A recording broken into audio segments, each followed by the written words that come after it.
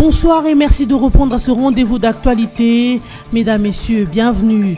Une attaque des Maï Maï ce jeudi 22 juin dans la ville de Béni au Nord Kivu. Pas des morts enregistrés jusqu'alors du côté des civils, mais 6 assaillants sont tombés. Les activités ont été paralysées et les habitants ont abandonné leur domicile. Pour l'heure, la situation est calme et sous contrôle des FARDC. L'ONU rejette l'enquête internationale sur les massacres kassaïens, une victoire diplomatique pour la RDC sur l'Union européenne à Genève en Suisse, au Conseil des droits de l'homme. Grâce à l'appui de pays africains, la RDC a fait valoir sa raison face au complot d'ingérence de certaines puissances colonialistes dans ses affaires internes. Et enfin, clôture session ordinaire examen d'état édition 2016-2017 en RDC. Du 19 au 22 juin 2017, les élèves finalistes ont affronté ces épreuves qui sanctionnent la fin de leurs études scolaires. Les quelques finalistes interrogés semblent optimistes quant aux résultats attendus. On peut donc dire adieu à la blouse ou chemise blanche et à la jupe ou pantalon bleu, du moins pour ceux qui vont réussir.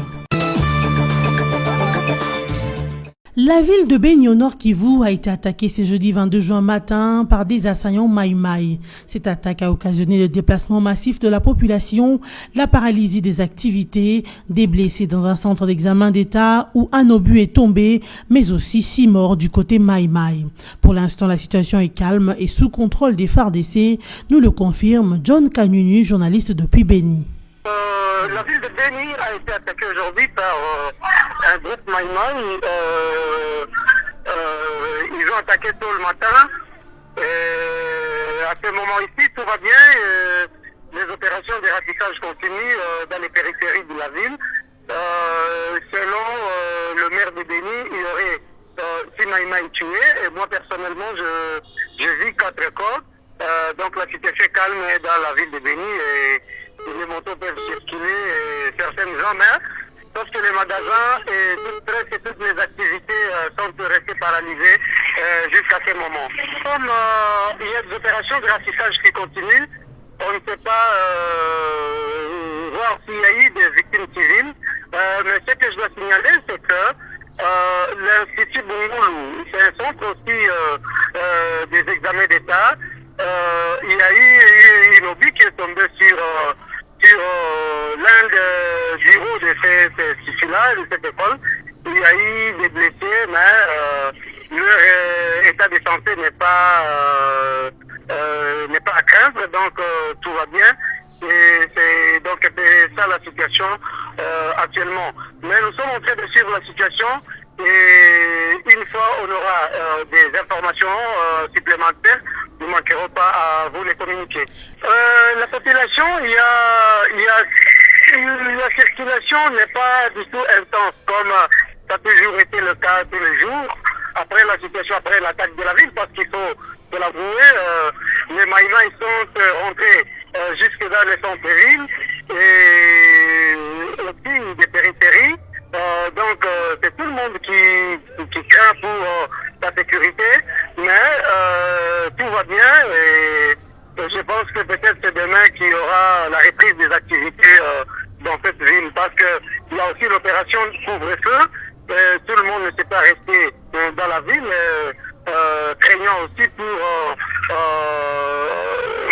des éventualités avec la mesure des couvre-feu qui est en vigueur dans cette ville. Merci John Kanyunu depuis Béni de répondre à nos questions. Cette enquête internationale en République démocratique du Congo pour les troubles vécus récemment dans la province du Kasaï. Au Conseil des droits de l'homme à Genève en Suisse, la RDC a obtenu celle que l'on peut qualifier d'une victoire sur l'Union européenne. Ce grâce à l'appui ou à la pression des pays africains qui accompagnaient la RDC. En effet, 2 textes concurrentiels dont un de l'Union européenne appuyé par la Belgique et les USA qui voulaient mettre Kinshasa sous enquête internationale et un autre du groupe africain porté par la RDC qui souhaitait une collaboration des experts internationaux avec la justice congolaise se sont affrontés. Sur les 47 membres de cet organe, aucune unanimité n'a pu être dégagée pendant 4 jours dans cette lutte diplomatique acharnée entre Africains et Européens à Genève. L'épilogue s'est déroulé dans la matinée de ce jeudi 22 juin où, après des longues tractations, l'Union européenne, poussée par la Belgique, a jeté l'éponge par un retrait unilatéral de son texte suite au blocus du groupe africain derrière la RDC. Kinshasa a fait valoir sa raison face au complot d'ingérence de certaines puissances colonialistes dans ses affaires internes, alors qu'elle avait démontré sa bonne foi en acceptant la collaboration des Nations Unies aux enquêtes. Cette victoire de la RDC à Genève en Suisse est l'occasion ici de saluer la diplomatie proactive de Kinshasa déployée par le vice-premier ministre Léonard Tchéo-Kitundu sous instruction du président Joseph Kabila Kabange pour renouer les liens avec les pays africains. Question de constituer une muraille diplomatique africaine résistante face aux méchants assauts impérialistes du Nord. Genève est donc le premier terrain diplomatique où cette stratégie de la RDC a fait ses preuves en obtenant cette victoire face aux géants diplomatiques. Joseph Kabila Kabange, président de la République démocratique du Congo, est attendu à Pretoria en Afrique du Sud ce dimanche 25 juin 2017. Ce pour participer à la deuxième session de la grande commission mixte RDC-RSA selon un communiqué de la présidence sud-africaine diffusé mercredi 21 juin et relayé par le site du journal Forum 2As. Le séjour du Raïs au pays arc-en-ciel se limitera essentiellement aux activités de la commission bipartite, notamment les échanges commerciaux mutuellement avantageux entre Kinshasa et Pretoria. Joseph Kabila et Jacob Zuma examineront aussi la coopération bilatérale entre les deux pays ainsi que la mise en œuvre des projets bilatéraux. La commission ministérielle sera aussi mise en examen, ce sur la mise en œuvre des accords signés et les engagements ainsi que les recommandations formulées lors de la 9e session de la grande commission mixte RDC-RSA tenue à Kinshasa du 15 au 16 octobre 2015. Ces engagements et recommandations concernent les domaines de la politique, de la sécurité et défense, de la gouvernance, de l'économie et finances, des infrastructures ainsi des affaires sociales et humanitaires. Plus de 10 ans après sa création, la commission compte à son actif 35 accords, plus un protocole d'accord et des instruments légaux qui démontrent la force de la coopération bilatérale entre les deux pays. Il est de signaler que les relations commerciales entre la RDC et la République sud-africaine continuent de montrer une trajectoire ascendante. Les exploitations sud-africaines en RDC sont l'exploitation minière, le secteur de la vente en détail, les finances ainsi que les communications. Les épreuves de l'examen d'État se sont clôturées ce jeudi 22 juin dans un climat de paix et de stabilité sécuritaire sur presque toute l'étendue de la RDC. Les élèves finalistes affichent solennellement leur joie de voir combien ils sont arrivés à bien débuter leurs épreuves, mais également à les clôturer en beauté.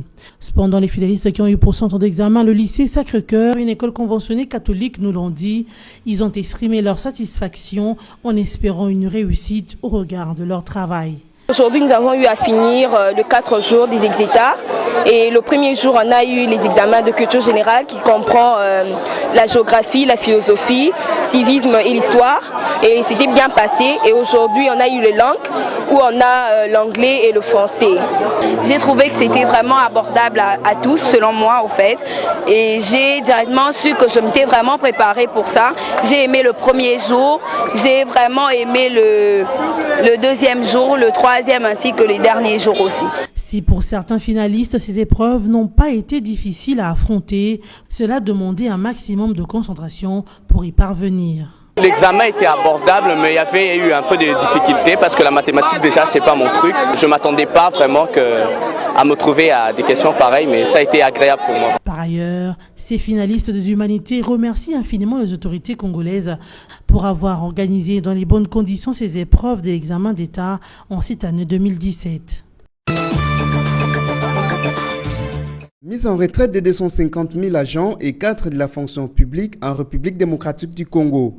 Une ordonnance présidentielle serait en chantier et pourrait être rendue publique incessamment, a déclaré une source qualifiée qui a requis l'anonymat.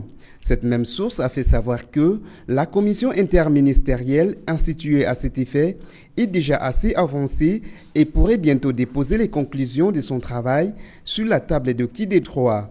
Cependant, poursuit notre source, l'ordonnance présidentielle ne concernera que les directeurs et secrétaires généraux de l'administration publique éligibles à la retraite.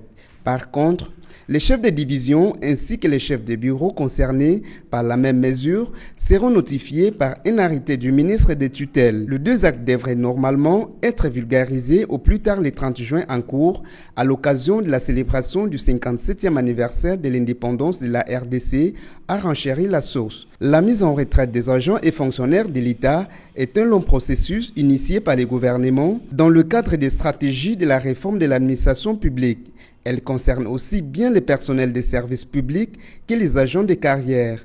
L'objectif visé est celui de doter à la RDC une administration publique rajeunie, efficace et capable de permettre au pays d'atteindre les objectifs de son développement à l'horizon 2030.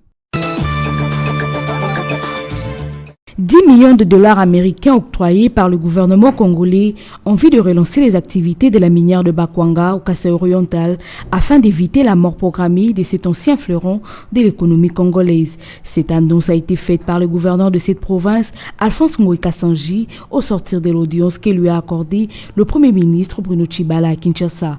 D'après le gouverneur Ngoï Kassanji, les fonds disponibilisés pour relancer les activités de la MIBA prouvent la préoccupation du président de la République, Joseph Kabila, à promouvoir l'économie du pays et à venir en aide à la population de sa province. La société dispose d'atouts pour affronter la profonde crise qu'elle traverse depuis 2007. Ngoï Kassanji pense que la MIBA peut dégager un chiffre d'affaires de plus de 2 milliards de dollars américains puisqu'elle possède des ressources reconnues de l'ordre de 120 millions de carats, d'environ 80 millions dans des massifs kimberlitiques, 20 millions dans les gisements détritiques et les anciens terrils et encore 20 millions dans les lits des rivières. Pour rappel, la MIBA, considérée comme étant la première productrice mondiale du diamant industriel, connaît depuis quelques années une descente aux enfers par manque de moyens pour son fonctionnement. Cette situation a provoqué un véritable désastre pour cette entreprise dans la mesure où les travailleurs sont restés impayés depuis plusieurs mois.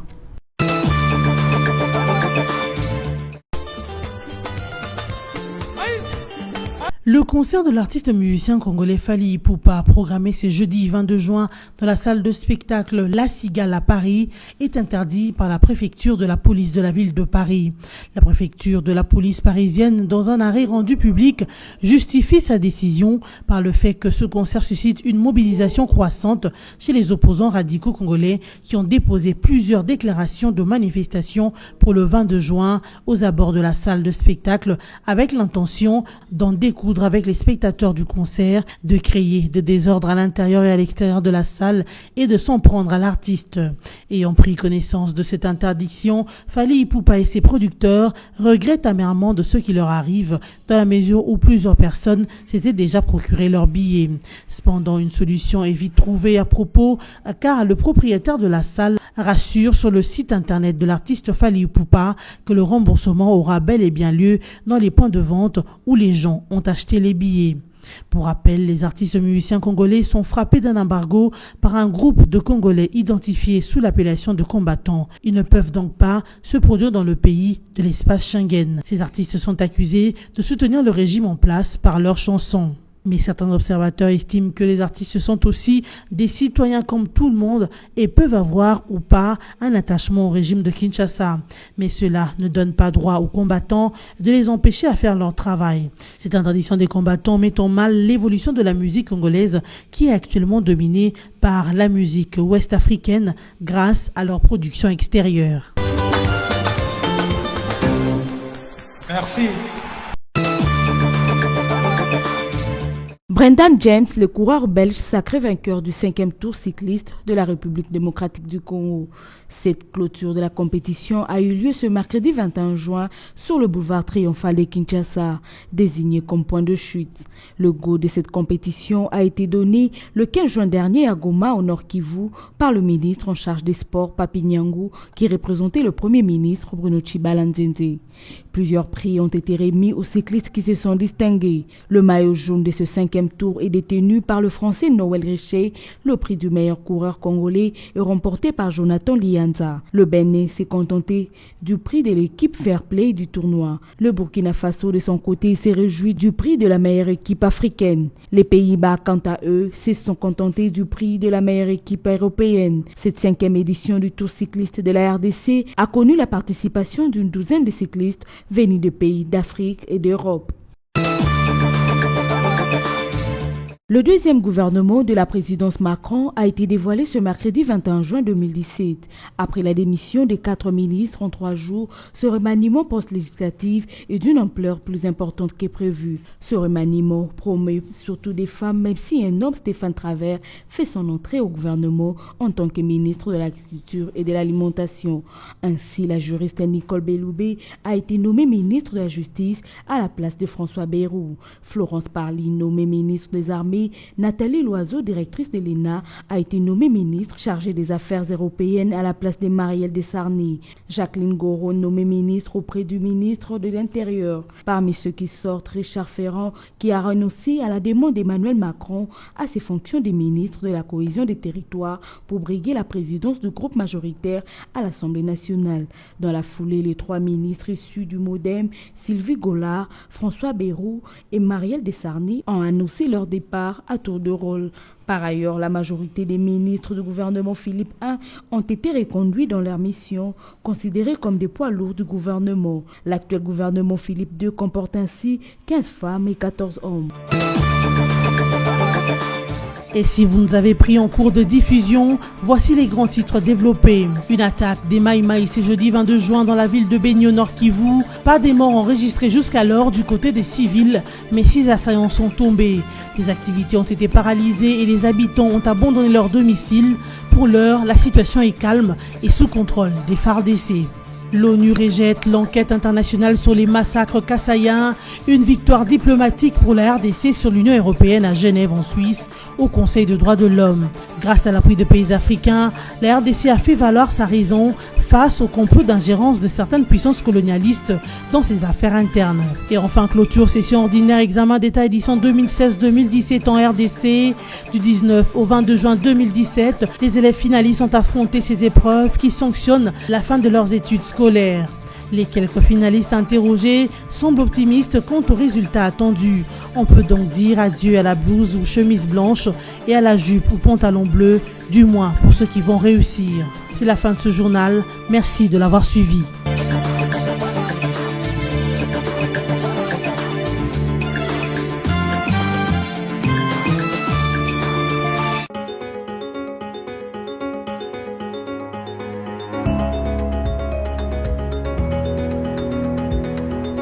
Mesdames, Messieurs, bienvenue à cette revue de presse des journaux en ligne de ce jeudi 22 juin 2017. Les enquêtes au Kasaï, l'insécurité à Béni et la tenue de la 10e commission mixte RDC-RSA, voilà les quelques sujets sélectionnés. Ouvrons cette revue de presse avec Congo Virtuel qui titre « Enquête au Kasaï, Kinshasa triomphe à Genève ». Après 4 jours dont une blanche de débat à Genève, Kinshasa l'emporte sur le bloc Union européenne et États-Unis d'Amérique au sujet de l'enquête sur la situation sécuritaire et des droits de l'homme au Kasaï. De guerre lasse, la Belgique, qui portait les projets de résolution euro-américains, a tout simplement et unilatéralement retiré son draft. L'ONU devra donc apporter à la justice congolaise l'appui technique qu'elle demandait pour mener à bien ses enquêtes. La diplomatie congolaise portée à bout de bras par la solidarité africaine vient d'infliger un sanglant camouflé à la croisade occidentale à Genève où vient de se terminer une épique confrontation diplomatique au Comité des Nations Unies aux droits de l'homme sur le projet de résolution pour une enquête sur les phénomènes Kamwina-Nsapu en RDC. Au terme de plus de 4 jours dont une blanche de confrontation, la fumée blanche s'en est enfin dégagée au matin de ce jeudi 22 juin pour départager d'une part l'Union européenne et les États-Unis et d'autre part la RDC et les blocs diplomatiques africains au sujet de l'enquête internationale réclamée par le premier groupe. Plus concrètement donc, et selon un dépêche de l'agence belga, l'ONU ne lancera pas une mission d'enquête internationale sur les violences au Kasaï en RDC. Le gouvernement congolais conservera la direction des investigations après le retrait d'un projet de résolution au Conseil des droits de l'homme à Genève. Le site du groupe BSC d'ajouter qu'il y a un autre document qui devrait être abattu ce vendredi, mais va plutôt porter sur l'envoi d'une équipe d'experts pour l'établissement des faits. Ces experts devront remettre leurs conclusions aux autorités judiciaires congolaises. Bref, il s'agit de l'appui technique que Kinshasa a toujours souhaité. Pour sa part, le haut commissaire aux droits de l'homme devra présenter un rapport dans un an au Conseil. En attendant, après la session de mars, Zeid Ra'ad Al Hussein ne sera plus entendu pour la seconde fois consécutive sur son appel à des investigations internationales en République démocratique du Congo. D'après Sheikh Okitundu, ministre RD congolais des Affaires étrangères, Kinshasa a fait valoir sa raison face au complot d'ingérence de certaines puissances colonialistes dans ses affaires internes et avait démontré sa bonne foi en acceptant la coopération des Nations Unies aux enquêtes. Et de poursuivre, c'est ici le lieu de saluer la diplomatie proactive de Kinshasa déployée par le vice-premier ministre Sheikh Okitundu sous instruction du Raïs Joseph Kabila Kabange pour renouer les liens avec les pays africains afin de constituer une muraille diplomatique africaine résistante face aux méchants assauts impérialistes du Nord. Et la conclusion, Genève est le premier terrain diplomatique où cette stratégie gagnante des Raïs a fait ses preuves par neuf en terrassant un Goliath diplomatique. Poursuivons cette revue de presse avec Okapi.net qui écrit Nord Kivu, violent combat à Beni entre FARDC et un groupe armé. Selon le site de la radio onusienne, deux positions des forces armées de la RDC à Kalaou et à Rwangoma ont été attaquées à l'aube de ce jeudi 22 juin 2017 dans la ville de Beni, province du Nord Kivu dans l'est du pays. Des combats à l'armée lourde et légère opposent les forces loyalistes à un groupe d'hommes armés dont l'identité n'est pas encore connue, indiquent des sources sécuritaires. À 6 heures locale, les assaillants ont d'abord attaqué la position des FARDC située à Kalao, localité située à environ 15 km au nord-est de la ville de Beni. Après environ 45 minutes de violents affrontements, un autre groupe d'assaillants a débordé pour attaquer cette fois-ci la position des FARDC à Rwangoma, un quartier populaire de la commune de Beni dans la ville de Beni. Les assaillants ont tenté d'entrer dans le centre-ville de Beni, ont indiqué les sources locales à Radio Okapi. Joint au téléphone, le général Falsi Kabwe, commandant de la 34e région militaire et des opérations Sokola 1 Sud, a déclaré que pour le moment, la situation est sous contrôle des FARDC. Dans la ville, pourtant, les détonations d'armes lourdes et automatiques étaient entendues. Élèves et quelques habitants qui sortaient de chez eux ont été vus en train de rebrousser chemin. Bouclons cette revue de presse avec Forum des As qui titre à sa une 10e session de la Grande Commission Mixte RDC-RSA, le président Kabila attendu à Pretoria ce dimanche 25 juin. Après le journal, le président de la République Joseph Kabila se rend en visite officielle ce dimanche 25 juin en Afrique du Sud où il sera reçu par son homologue Jacob Zuma. Au pays d'Arc-en-Ciel, le Raïs assistera à la 10e session de la Grande Commission Mixte RDC-RSA prévue à Pretoria, annonce un communiqué de la présidence sud-africaine diffusé hier mercredi 21 juin. Le séjour du chef de l'État au pays de Mandela se bornera uniquement aux activités de la commission bipartite, le communiqué de la présidence sud-africaine ne mentionnant aucun autre sujet. Le document rappelle plutôt les échanges commerciaux mutuellement avantageux entre Kinshasa et Pretoria. L'Afrique du Sud et la RDC entretiennent de bonnes relations diplomatiques et politiques. Les deux pays coopèrent également dans plusieurs domaines, notamment la sécurité, l'énergie, le développement des infrastructures, la capacité et les renforcements institutionnels, les commerces, la santé et le transport, indiquent les communiqués. Et le journal de conclure qu'au cours de cette grande commission mixte, les deux chefs d'État examineront aussi les rapports de la commission ministérielle sur la mise en œuvre des accords signés et des engagements, ainsi que les recommandations formulées lors de la 9e session de la Grande Commission Mixte RDC-RSA qui s'était tenue à Kinshasa du 15 au 16 octobre 2015. C'est la fin de cette revue de presse, merci à vous qui l'avez suivi.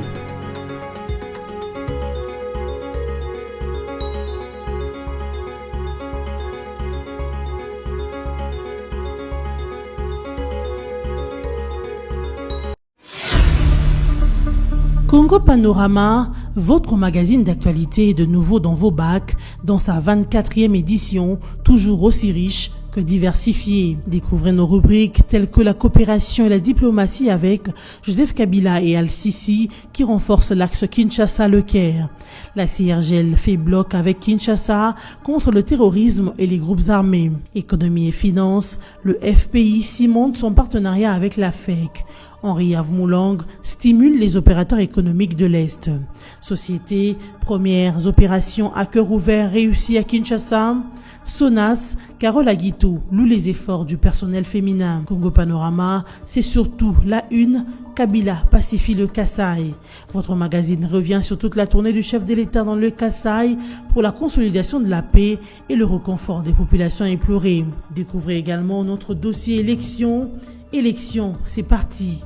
Ou encore les avis encourageants de l'OIF sur la CENI. Kabila, droit dans ses bottes. Infrastructure, la voirie de Kinshasa en pleine cure de réhabilitation avec l'OVD qui fluidifie la circulation et la CGT à fond sur les grands axes. En politique, élections apaisées, le garant s'est assumé. Joseph Kabila, les élections auront bel et bien lieu. Enfin, l'éditorial de Congo Panorama 24 avec Yvo Ramazani. Il a palpé. L'éditorialiste revisite le parcours pacificateur du président de la République et constate qu'à chaque menace contre la paix, il s'est toujours rendu à la rencontre des populations pour écouter et apporter des solutions. Et la situation au Kasaï n'a pas fait exception. Congo Panorama, s'investir pour un Congo émergent. Congo Panorama, toute l'actualité à votre portée.